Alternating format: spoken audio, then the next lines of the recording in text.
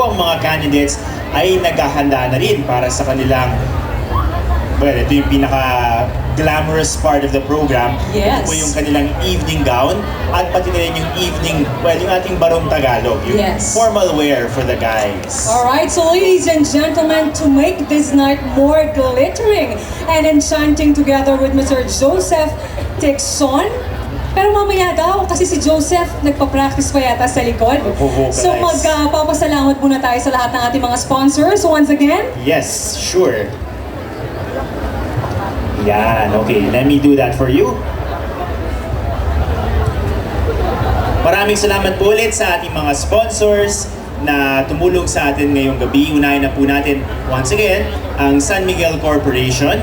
Andito rin po ang Philippine Long Distance Telephone Company or PLDT, Pure Gold, Pizza Hut, and Jollibee Foods sa Plaza. F101 ang napakasipag mag-sponsor, ang Ever Belena Philippines, Palmeras Garden Restaurant, MSC.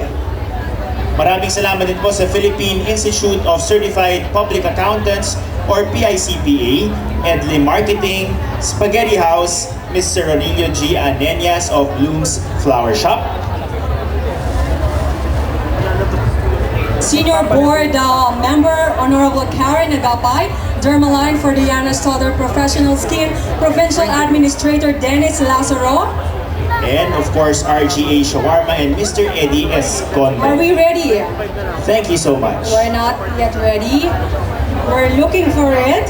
So, would like to say thanks, of course, sa ating pong direktor ng ating show. Alam mo yung Mutya ng San Pablo at Lacan dito pinaghahandaan. Oh, Matagal na practice, tapos may selection pa yan. Kasi bawat barangay merong kinatawan, kumbaga.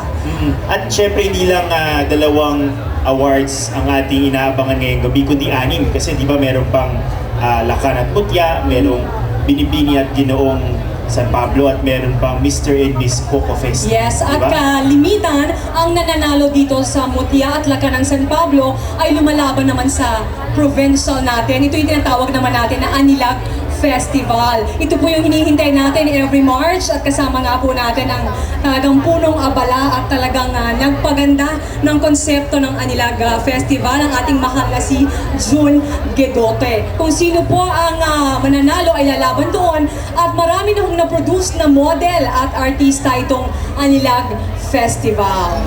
O, kamusta naman yung mga kasamahan natin na nandito sa audience ngayon? Mukhang wala nag-aalisa, no?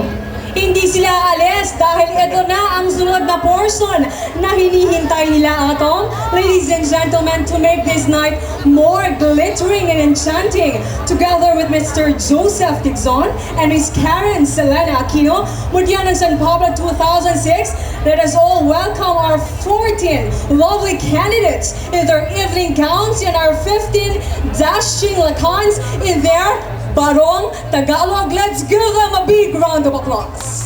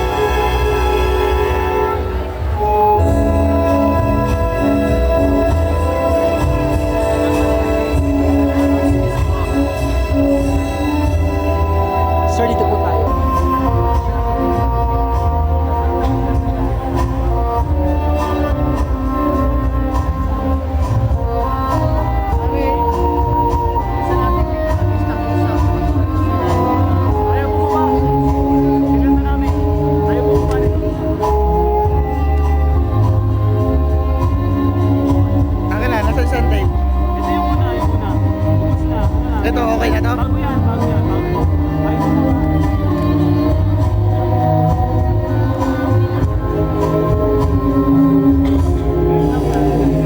Buti na lang at may reserva.